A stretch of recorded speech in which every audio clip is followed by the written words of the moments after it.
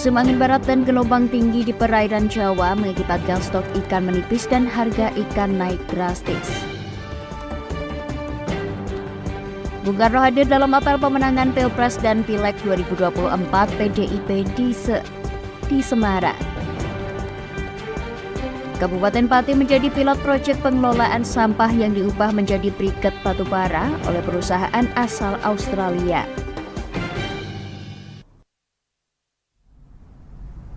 Selamat sore pemirsa, bersama saya Puji Lestari, inilah Jateng hari ini.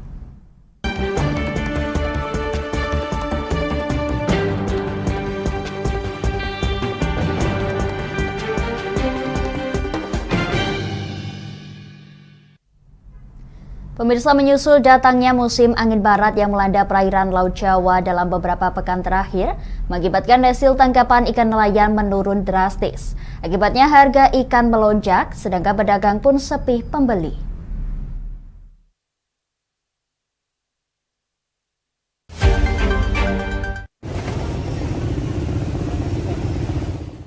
Harga semua jenis ikan laut di tempat pelelangan ikan Pelabuhan Tegal Sari, Kota Tegal mengalami lonjakan yang sangat tinggi. Bahkan melonjaknya harga ikan hingga mencapai Rp10.000 hingga Rp20.000 per kilogramnya dari harga jual sebelumnya. Musim angin barat yang melanda perairan Laut Jawa dalam beberapa pekan ini membuat para nelayan kesulitan menjaring untuk mendapatkan ikan seperti ikan kakap merah, entong, tongkol, bawal, banyar, rajungan, dan kerang. Selain itu, sedikitnya nelayan yang melaut membuat pasokan ikan di tempat pelelangan ikan beberapa pelabuhan di Tegal ini juga menurun drastis. Bahkan dalam beberapa hari terakhir, tidak ada transaksi pelelangan ikan di TPI pelabuhan tersebut. Salah seorang pedagang ikan Ratini mengaku dampak dari berkurangnya pasokan ikan saat ini di tempat pelelangan ikan di Pelabuhan Tegal Sari membuat harga semua jenis ikan mengalami lonjakan harga cukup tinggi per kilogramnya. Harga ikan kakap merah yang sebelumnya dijual dengan harga Rp60.000 per kilogram, kini naik menjadi Rp70.000 per kilogram. Kakap kaci atau kakap biasa mengalami kenaikan cukup tinggi dari sebelumnya Rp20.000 per kilogram menjadi Rp35.000 per kilogram. Ikan entong dari harga Rp30.000 per kilogram menjadi Rp45.000 per kilogram, sedangkan ikan jenis cumi naik menjadi Rp100.000 per kilogram dari harga sebelumnya Rp80.000 per kilogram. Kan harga itu musim kumbang karena lagi naik, Bu. Pendapatan nggak ada ini naik. Apa aja, Bu, yang naik, Bu, nih? Semuanya, nggak gudang, nggak kerang, karena pendapatan nggak ada, kongsinya aja sepi. Contohnya ikan apa, Bu, yang naik? Ya naik semuanya, etong juga naik, kakap merah juga naik, terutama Etong? cumi. Etong berapa? Ya nyampe 35 lah per kilo. Sebelumnya berapa? 35.000, biasanya kan 20. Kalau ada Kakap? banyak 20. Kakap berapa? Kakap macam-macam, kalau kakap merah 70, kalau kakap biasa 40 sampai 35. Rajungan, Bu? Rajungan yang bagus ya mahal, rajungan tulang kan 100.000, rajungan bis 175. Sementara itu, salah seorang tokoh nelayan di Kota Tegal, Tambari Gustom, meminta kepada Kementerian Perikanan dan Kelautan agar keberadaan harga patokan ikan atau HPI tidak sekedar sebagai lembaga atau alat penarik pajak bagi nelayan. Akan tetapi menurutnya keberadaan HPI betul-betul bisa mengontrol dan mengendalikan harga ikan tetap stabil di saat pasokan ikan nelayan berkurang akibat cuaca ekstrim seperti musim angin barat saat ini. Jangan dijadikan hanya patokan untuk memungut pajak. Sementara ini patokan harga ikan di daerah tidak stabil. Lonjakannya sangat luar biasa. Salah satu contoh sebutannya, misalnya pirik. Kemarin-kemarin hanya sekitar 2.400 per kilo. Sekarang sampai 3.300 Nah, ini kan tidak ada yang mengendalikan. Kakap merah kemarin 20, sekarang mencapai hampir 40. Kenaikannya sampai 20.000 per kilonya. Jadi nggak ada yang mengendalikan. Mereka menyebutnya tergantung pasar. Kapal tidak ada, maka harga ikan akan menjadi naik. Dan sebaliknya, ketika kapal yang masuk banyak, maka harga akan menjadi turun. Tidak hanya di TPI Pelabuhan Tegal Sari, suasana di TPI Pelabuhan Pelindo Kota Tegal juga tampak sepi, tidak seperti biasanya yang selalu ramai dikunjungi para pembeli. Tampak juga lapak-lapak penjualan ikan yang tidak ada aktivitas jual beli. Dari Tegal, Gus Fadilah, Lingkar TV melaporkan.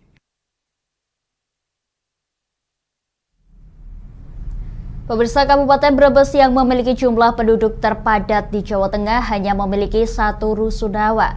Itu pun penghuni yang akan menetap harus silih berganti karena banyaknya pendaftar yang ingin menghuni.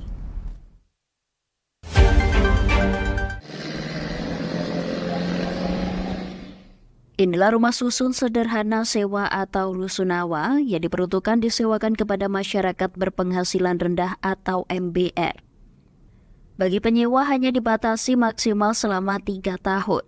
Namun perlu diketahui rusunawa ini merupakan satu-satunya rusunawa yang ada di Kabupaten Brebes.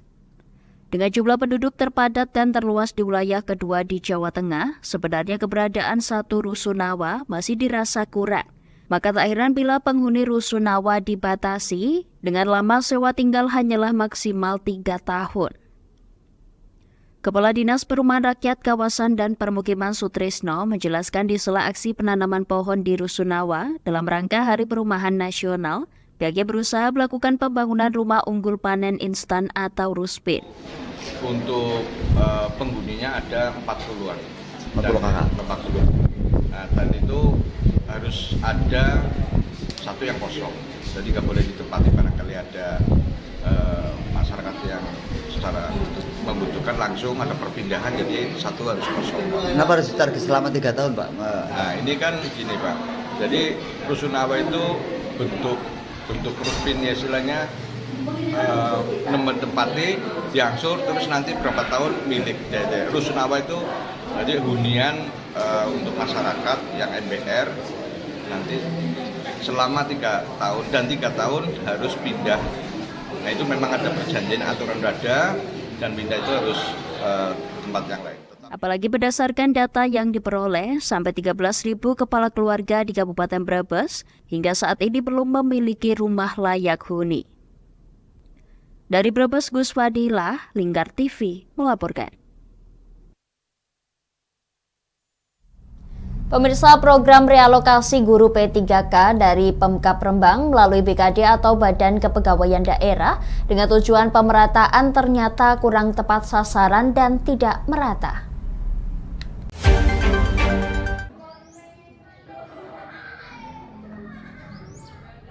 Rabu 23 Agustus kemarin, Kepala BKD serta Kepala Dinas Kependidikan Pemuda dan Olahraga telah melaksanakan realokasi dengan tujuan pemerataan guru P3K serta penyerahan SK realokasi P3K guru. Namun salah satu SMP Negeri 2 Kaliori malah belum mendapatkan guru P3K mata pelajaran seni budaya, dikarenakan guru P3K seni budaya mereka masuk program realokasi dari Pemkab Rembang. Alih-alih untuk pemerataan, namun SMP Negeri 2 Kaliori malah kehilangan guru P3K seni budaya, yang notabene di SMP Negeri 2 Kaliori hanya ada guru seni GTT sejumlah 1 orang. Rahmi selaku Kepala Sekolah SMP Negeri 2 Kaliori mengatakan bahwa ia membenarkan adanya 2 guru P3K SMP Negeri 2 Kaliori yang masuk ke dalam realokasi, yaitu guru Bahasa Indonesia yang realokasi ke SMP Negeri 1 Lasem, yang kedua guru seni budaya yang realokasi ke SMP Negeri 1 Kaliori. Ia juga mengatakan ada 2 guru yang juga masuk ke SMP Negeri 2 Kaliori, yaitu guru mata pelajaran IPA serta guru mata pelajaran prakarya. Guru seni budaya yang mendapatkan SK realokasi memang guru seni budaya tersebut awalnya memang dulu GTT-nya di SMP 1 Kaliori, karena memang SMP 1 Kaliori sangat-sangat membutuhkan, ya, karena memang SMP 1 Kaliori yang notabene itu sekolah besar membutuhkan guru, apalagi di sana informasinya bulan Desember itu gurunya itu pensiun, Mas. Jadi punya 1 guru ASN, gurunya pensiun, jadi di sana membutuhkan guru seni budaya. Pihaknya juga menambahkan bahwasannya untuk guru bahasa Indonesia, memang di SMP Negeri 2 Kaliori memiliki kelebihan 1 guru pengajar, sehingga ia mendapatkan SK realokasi ke SMP Negeri 1 Lasem. Sedangkan guru seni budaya yang mendapatkan SK realokasi di SMP Negeri 1 Kaliori, karena SMP Negeri 1 Kaliori lebih membutuhkan. Dari Rembang, Vicky Rio, Lingkar TV melaporkan.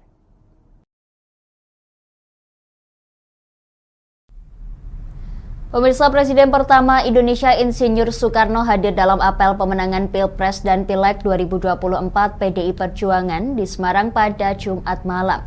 Bung Karno muncul dalam bentuk hologram membawakan pidatonya di Kedubes Republik Indonesia di Amerika Serikat pada 1956 dan Dedication of Life. Hologram Bung Karno itu muncul di tengah panggung di Stadion Jatidiri, Kota Semarang. Dari tengah panggung muncul layar tembus pandang yang disorot pertunjukan lighting seolah Bung Karno berdiri di atas panggung. Dalam acara tersebut, Bung Karno mengawali pidatonya dengan Dedication of Life. Bung Karno versi hologram itu juga terlihat meletakkan tongkat komando yang kemudian hilang di hadapannya. Kemudian muncul Ketua Umum PDIP Megawati Soekarno Putri yang juga dalam bentuk hologram di tempat yang sama. Ketua DPP PDI Perjuangan Puan Maharani simbolis menerima tongkat komando estafet dari Presiden pertama Insinyur Soekarno atau Bung Karno yang hadir secara hologram. Dengan mengangkat tongkat komando peninggalan Bung Karno, Puan menyerukan kepada ribuan kader yang hadir untuk memenangkan Ganjar Pranowo pada Pilpres 2024 mendatang.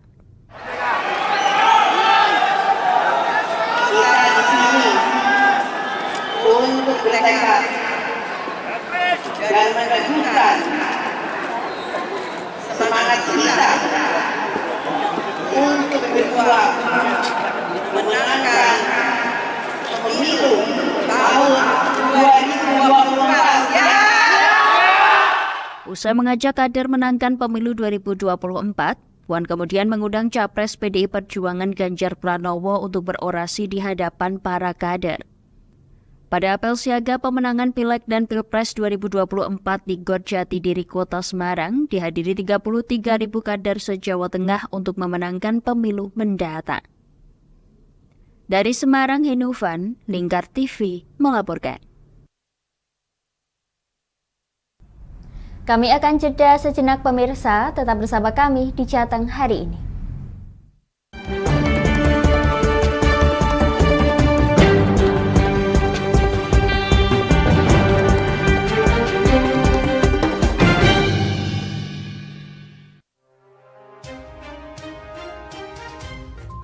Inilah ketiga anggota komplotan pencuri spesialis pecah kaca mobil setelah melakukan penggelapan 20 sepeda motor dan 2 unit mobil dengan modus retard.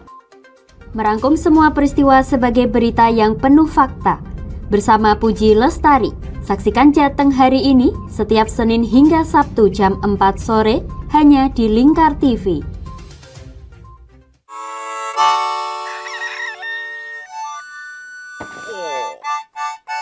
Selamat pagi, Patrick. Selamat pagi, SpongeBob. Apa kalian dua orang bodoh bisa diam?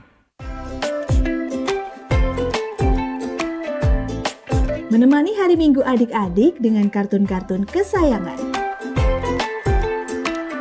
Patrick, sanjunglah konsumen. Buat dia merasa senang. Halo, hai sayang. Inilah Dunia Anak setiap hari Minggu jam 7 pagi sampai jam 11 siang hanya di Lingkar TV.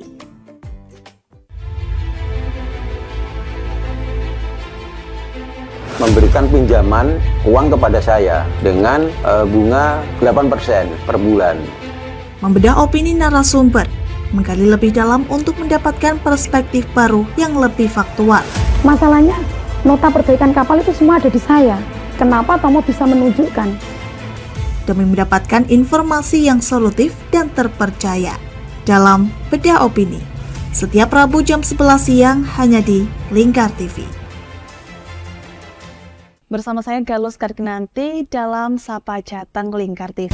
Melintas di daerah Sukolilo dikejar sama petugas bea cukai, ketangkap. Membahas dan menyuguhkan beragam potensi dari berbagai daerah di Jawa Tengah, ditemani narasumber-narasumber handal di bidangnya. Pencegahan dari awal mulai dari perilaku hidup bersih sehatnya juga harus dijaga seperti itu. Kami siap menyapa Anda dalam Sapa Jateng. Setiap Selasa jam 11 siang, hanya di Lingkar TV.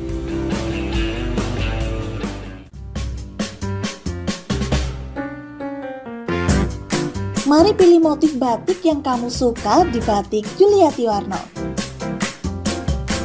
Memproduksi dan menjual batik tulis bakaran khas Pati dengan kualitas yang sangat istimewa.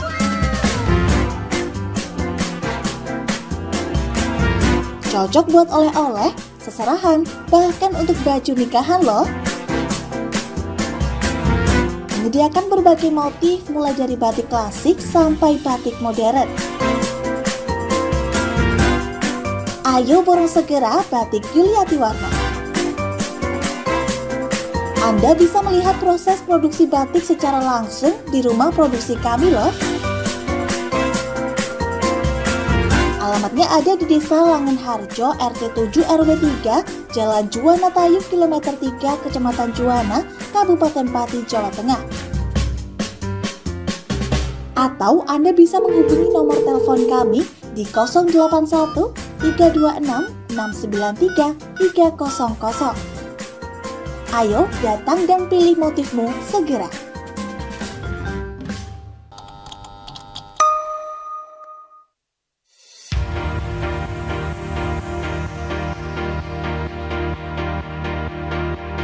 Wah, di Pati ada kedai yang nyaman dan estetik buat nongkrong bareng Besti.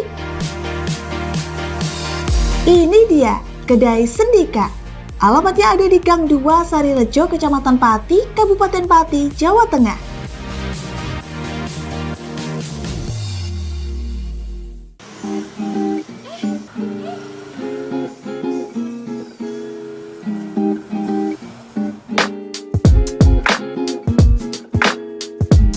Selain menunya yang bervariatif dan lokasinya yang oke buat nongki-nongki bareng Besti, Kedai Sendika ini juga cocok buat kamu yang butuh ruang tenang buat ngerjain tugas atau sekedar baca buku loh. Buka setiap hari Jumat hingga Rabu, mulai dari jam 5 sore sampai jam 11 malam. Ayo, tunggu apa lagi? Ajak besti-besti kamu nongki asik di Kedai Sendika.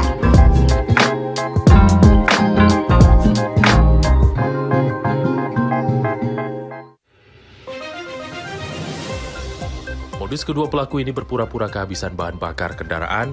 Setelah pelaku dibantu, mereka kemudian melakukan kekerasan dan mengambil paksa sepeda motor korban. Saat tiba di lapangan terbang Okbab, rombongan langsung dihadang 5 orang yang mengaku sebagai anggota KKB. Yakni melakukan bujuk rayu kepada korban yang merupakan santriwati pada momen kegiatan belajar mengajar khusus. Menyajikan informasi-informasi hangat dan terpercaya bersama Kabar Indonesia setiap Senin hingga Sabtu jam 7 pagi hanya di Lingkar TV.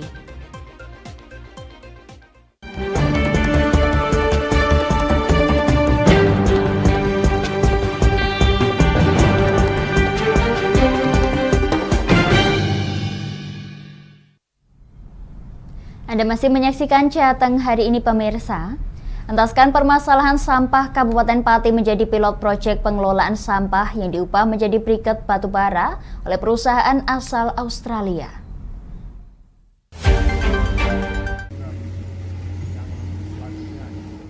Permasalahan sampah di Kabupaten Pati menuai jalan terang. Hal ini lantaran sampah di Kabupaten Pati akan disulap menjadi briket sebagai pengganti batubara oleh perusahaan Infinity asal Australia. Tak hanya itu, Kabupaten Pati juga dijadikan pilot project untuk dijadikan kabupaten pertama dengan pengelolaan sampah menjadi briket. Pada Kamis 25 Agustus 2023, pagi lalu pihak Infinity bersama dengan Tulus Budi Harjo Kepala Dinas Lingkungan Hidup Kabupaten Pati berkeliling bersama meninjau tempat pembuangan akhir Sukoharjo, Kecamatan Margorejo. Dipilihnya Kabupaten Pati sebagai pilot proyek pengelolaan sampah lantaran memiliki potensi yang sangat bagus. Perwakilan Infinity AD Siti Muksodah menuturkan bahwa sebelumnya pihak Infinity telah melakukan perjalanan di beberapa kota di Indonesia dengan misi yang sama. Kota tersebut diantaranya adalah Pekalongan, Semarang, dan Pemalang. Pihaknya menambahkan bahwa terkait permasalahan sampah terutama di Jawa Tengah, sifatnya harus segera diselesaikan. Proyek, karena ini bukan proyek kecil, kita harus betul-betul hati-hati dan khususnya dengan pemangku daerah setempat kita harus sinergi. Sementara itu, Tulus Budiharjo selaku Kepala Dinas Lingkungan Hidup yang juga mendampingi pemantauan di TPA menuturkan, kunjungan lapangan ini merupakan tindak lanjut dari kerjasama yang dijalin dengan perusahaan Australia untuk merumuskan surat perjanjian kerjasama. Investasi full dari investor. Pemkab tidak melewatkan biaya. Cuma nanti bagaimana secara teknisnya kita bahas lebih lanjut dari perjanjian kerjasama ini. Pihaknya menambahkan nantinya kerjasama yang dilakukan berupa pengelolaan sampah dan semua biaya akan ditanggung oleh investor. Sehingga sinergisitas dan komunikasi terus dijalin guna teknis pengelolaan dapat sesuai harapan. Dari Pati, Mutia Parasti, Lingkar TV melaporkan.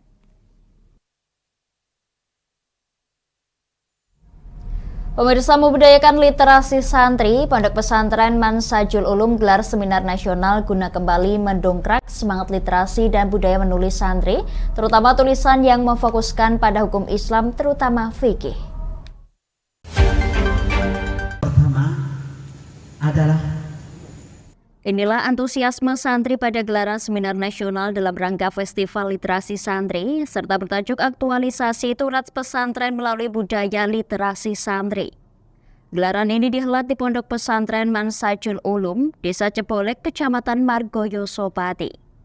Perhelatan ini merupakan puncak acara peringatan 2 tahun website Pondok Pesantren yang mewadahi tulisan para santri. Sebelumnya telah digelar serangkaian acara berupa pelatihan penulisan pada 16 hingga 17 Agustus lalu, kemudian disusul presentasi 20 tulisan terpilih. Dari 20 tulisan tersebut kemudian terpilih 6 tulisan terbaik. Pimpinan Pengasuh Pondok Pesantren Mansajul Ulum, Kyai Haji Muhammad Liwa Udin, menuturkan lewat serangkaian Festival Literasi Santri ini, diharapkan dapat menambah geliat semangat literasi pada diri santri, terutama terkait hukum-hukum Islam. Hal ini dimaksudkan supaya ragam tulisan ini dapat memberikan kontribusi pada masyarakat luas. Agenda akhir atau puncak acara dari rentetan acara ulang tahun website kita yang 1 tahun ini untuk memacu semangat anak-anak dan para alumni supaya lebih giat untuk menulis dengan mengundang pesantren-pesantren di Pati supaya mereka juga bersemangat untuk menulis sehingga kontribusi santri kepada bangsa semakin besar. Dan sebelumnya memang sudah ada acara-acara banyak, diantaranya ada pelatihan menulis yang kita laksanakan kerjasama dengan Mubadalah dari Cirebon dengan tim mereka 1 hari di hari Jumat tanggal 16 bulan Agustus pertengahan kemarin. Karena ini adalah awal kedua, maka kita akan terus mengadakan pelatihan-pelatihan dengan mengundang narasumber yang berganti-ganti yang kemudian mendorong mereka untuk menulis dan meramaikan website bukan dengan iklan tapi dengan tulisan. Begitu juga kami, saya selaku Ketua RMI juga akan mengadakan bimbingan menulis dengan pondok-pondok di Kabupaten Pati selaku RMI. Sementara itu, Jamal Makmur Ansani menuturkan melalui serangkaian Festival Literasi Santri, diharapkan para santri dapat menyajikan beragam tulisan yang bersumber dari kitab salaf, sehingga dapat dibaca serta dipahami oleh orang modern. Maka lomba ini luar biasa. Lomba ini menunjukkan bahwa santri punya potensi yang besar untuk berkembang, khazanah keilmuan pesantren punya peluang yang besar untuk menjadi problem solving ya dari persoalan-persoalan sosial budaya masyarakat. Dan ketika santri itu dikasih wahana aktualisasi, maka akan bermunculan ide-ide baru, gagasan-gagasan baru, paradigma-paradigma baru yang out the box ya, yang luar biasa. Saya kira itu, dan saya yakin dari sini akan lahir autor-autor atau penulis-penulis atau kreator-kreator yang akan bermanfaat mewarnai bangsa ini dengan gagasan-gagasan. Pada momen ini, seminar nasional yang menghadirkan Jamal Dirahman dan Abdullah Anik Nawawi menuturkan bahwa pondok pesantren bukan hanya lembaga sosial maupun pendidikan, namun pesantren sebagai wadah komunitas intelektual, sehingga beragam karya literasi yang kemudian tunggal di website diharapkan dapat memberi pemahaman kepada masyarakat. Generasi sekarang untuk mewarisi dan mengembangkan growth atau khazanah intelektual, khazanah spiritual pesantren ini. Di samping menggali khazanah intelektual dan khazanah spiritual growth itu, tentu saja tantangan kita adalah mencari relevansi dari khazanah klasik itu untuk kehidupan aktual kita sekarang. Jadi kita perlu mereaktualisasi pandangan-pandangan, pikiran, dan wawasan dari khazanah klasik kita untuk kehidupan kita hari ini. Itulah saya kira tantangan yang sangat serius bagi generasi kita sekarang. Pihaknya berharap dengan bekal keilmuan yang ada di pondok pesantren, para santri dapat mendongkrak keinginan untuk menulis serta membaca, terutama yang berkaitan dengan hukum Islam maupun Turats, yang dapat diaktualisasikan dan bisa menjadi solusi permasalahan di masa kini. Dari Pati Mutia Parasti, Lingkar TV melaporkan.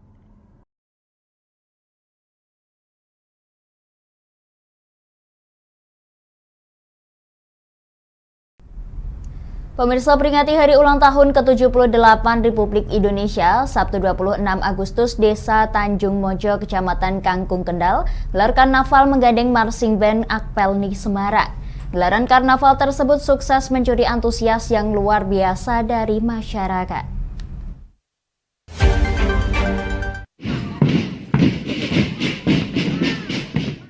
Layaknya peringatan HUT Republik Indonesia ke-78 tingkat Kabupaten, Desa Tanjung Mojo, Kecamatan Kangkung, menggelar karnaval sangat meriah. Tidak tanggung-tanggung, marching band asal Akademi Pelayaran Niaga Indonesia atau Akpelni yang cukup dikenal di Jawa Tengah, sengaja didatangkan oleh Kepala Desa Tanjung Mojo Heru Waluyo untuk memeriahkan gelaran karnaval ini. Heru mengatakan acara ini diikuti oleh 800 peserta dari unsur RT, RW, dan juga ormas serta sekolah. Antusias peserta dalam karnaval kali ini sangat luar biasa, sehingga mengakibatkan macet di jalan utama desa. Banyak warga berbondong-bondong dan rela berdesakan untuk dapat menonton gelaran karnaval ini. Ada berapa peserta, Pak? Kurang lebih sekitar 800-an peserta kita semuanya total. Dari kalangan PAUD, TK, SD, SMP, dan ormas, termasuk masyarakat juga RT RW ikut berpartisipasi. Ini tingkat desa seramai ini ya, Pak? Alhamdulillah kita tingkat desa ini. Ketua Seksi Karnaval Teguh Pranoto menjelaskan bahwa terdapat perbedaan acara karnaval tahun ini dengan tahun sebelumnya, di mana pada tahun ini mendatangkan marching band asal Akpelni Semarang untuk memeriahkan karnaval sebagai peringatan hari ulang tahun ke-78 Republik Indonesia.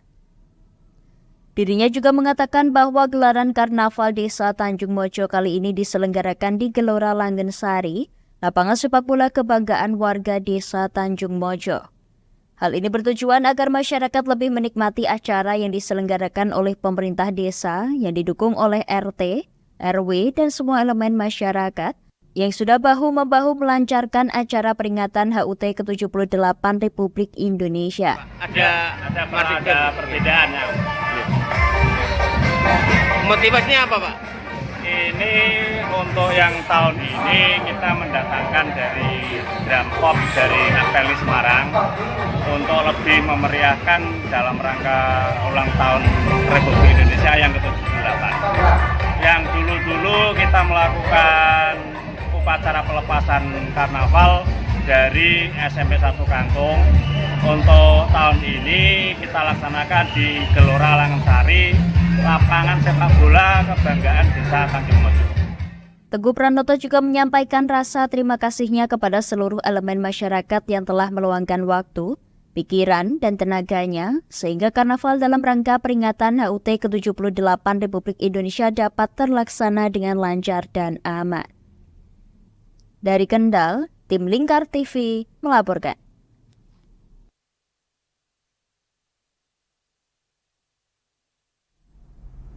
Demikian Jateng hari ini, saya Puji Lestari dan seluruh kru yang bertugas mengucapkan terima kasih atas kebersamaan Anda. Selamat sore dan sampai jumpa.